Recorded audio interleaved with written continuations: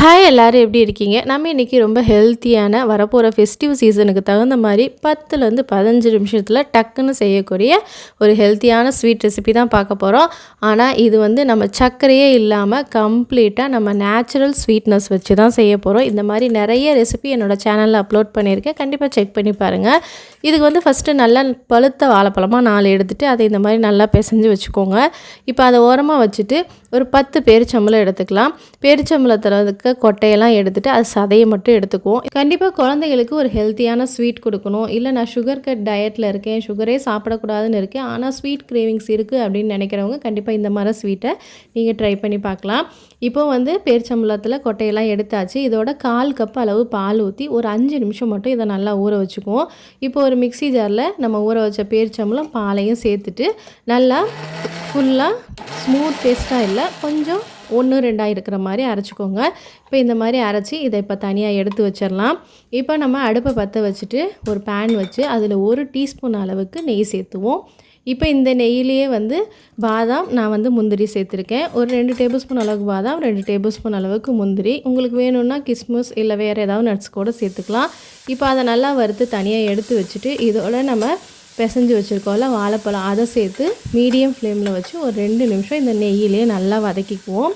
இப்போ இந்த மாதிரி நெய்யில் நல்லா வதக்கும் போது நல்லா வாசமும் மணமுமா நம்மளோட லட்டு இருக்கும். இப்போ நான் வந்து 3/4 கப் அளவு ரவை எடுத்திருக்கேன். இது வந்து நல்லா வறுத்த ரவை, அதனால நான் டைரெக்டாக சேர்த்துக்கிட்டேன். சப்போஸ் வறுக்காத ரவையாக இருந்தால் ஃபஸ்ட்டு நல்லா வறுத்துட்டு அதுக்கப்புறம் இந்த மாதிரி சேர்த்து வாழைப்பழத்தையும் ரவையும் நல்லா மிக்ஸ் பண்ணிக்கோங்க. இப்போ அதே கப்பில் 1 கப் அளவு நான் காய்ச்சின பால் எடுத்திருக்கேன். இப்போது அதோட ஒரு பிஞ்ச் அளவு உப்பு சேர்த்துட்டு இப்போ இது எல்லாத்தையும் நல்லா மிக்ஸ் பண்ணிக்கோங்க. ஃப்ளேம் வந்து மீடியமும் லோ ஃப்ளேமில் இருக்கட்டும், ரொம்ப ஹை ஃப்ளேமில் இருந்துட வேண்டாம். இப்போ கட்டி இல்லாமல் எல்லாத்தையும் மிக்ஸ் பண்ணதுக்கப்புறமா நம்ம அரைச்சி வச்சுருக்கோம்ல பேரிச்சம்பழம், அதை சேர்த்துட்டு அதோட ஒரு 3/4 கப் அளவு தண்ணி சேர்த்துக்குவோம். இப்போ டோட்டலாக வந்து நான் 3/4 கப் அளவு ரவைக்கு 2 கப் அளவு தண்ணி சேர்த்துருக்கேன். இப்போ இது எல்லாத்தையும் ஃப்ளேமை வந்து மீடியம் ஃப்ளேமில் வச்சுட்டு எல்லாத்தையும் நல்லா ஒன்றா மிக்ஸ் பண்ணிக்கோங்க. இது எல்லாமே குக்காகி வர்றதுக்கு ஒரு 5 நிமிஷம் தான் ஆகும், அதிகமாக டைம் எடுத்துக்காது. எல்லாமே மீடியம் லோ ஃப்ளேமில் வச்சு குக் பண்ணிக்கலாம்.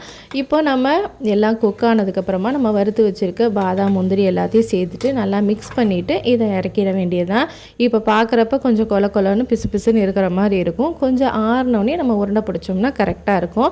இப்போது கைப்பொறுக்கிற சூடு வந்தவனையும் நீங்கள் கையில் எண்ணெயோ நெய்யோ தடவிட்டு அதுக்கப்புறமா உருண்டை பிடிச்சிக்கோங்க.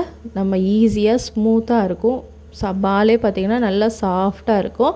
ரொம்ப ஆறுனதுக்கப்புறம் உருண்டை பிடிச்சிங்கன்னா எல்லாமே கட்டி கட்டியாக ஆக ஆரம்பிச்சிடும். அதனால் கை பொறுக்கிற சூடு இருக்கும்போது இந்த மாதிரி நல்லா எல்லாத்தையும் உருண்டையாக பிடிச்சி எடுத்து வச்சுக்கலாம். இப்போ அடுப்பை மறுபடியும் பற்ற வச்சுட்டு நம்ம பணியாரக்கல் வச்சுட்டு அதில் நெய்யோ எண்ணெயோ சேர்த்துக்கலாம். இப்போ பார்த்திங்கன்னா நான் வந்து நெய் 1 ஸ்பூன் அளவுக்கு சேர்த்துருக்கேன். நெய் வந்து நல்ல மணத்தையும் நல்ல டேஸ்ட்டையும் கொடுக்கும். இல்லை நீங்கள் எண்ணெய் வேணும்னாலும் சேர்த்துக்கலாம். இப்போ நம்ம உருண்டைகள் பிடிச்சி வச்சுருக்கோம் இல்லையா, அது எல்லாத்தையும் பணியாரக்குழியில் போட்டுட்டு நல்லா மீடியம் ஹை ஃப்ளேமில் இந்த மாதிரி எல்லா பக்கமும் ஈவனாக கிறிஸ்பியாக குக் ஆகிற வரையும் குக் பண்ணி எடுத்துக்கோங்க.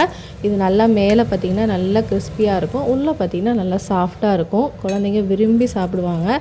இப்போ பாருங்கள், இதை எடுத்து காமிக்கிறேன் எவ்வளோ கிறிஸ்பியாக இருக்குன்னு. மேலே பாருங்கள் நல்லா கிறிஸ்பியாக இருக்கும், மேலே மொறுமொறுன்னு உள்ளே சாப்பிட்றதுக்கும் செம்மையாக இருக்கும்.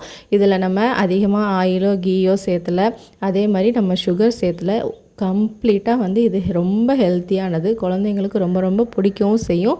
டேஸ்ட்டும் பார்த்திங்கன்னா பக்காவாக இருக்கும். இதில் நம்ம வாழைப்பழம், பேரிச்சம்பழம், அந்த மாதிரி இனிப்பு நிறையா சாப்பிட்ற குழந்தைங்களுக்கு ட்ரை பண்ணி பாருங்கள். சுகர் கட் டயட்டில் இருக்க உங்கள் ஃப்ரெண்ட்ஸ் அண்ட் ஃபேமிலிக்கு கண்டிப்பாக இந்த வீடியோவை ஷேர் பண்ணுங்கள். இன்னொரு இன்ட்ரெஸ்டிங்கான வீடியோவில் உங்கள் எல்லாரையும் சந்திக்கிறேன். அது வரையும் டேக் கேர், பாய்.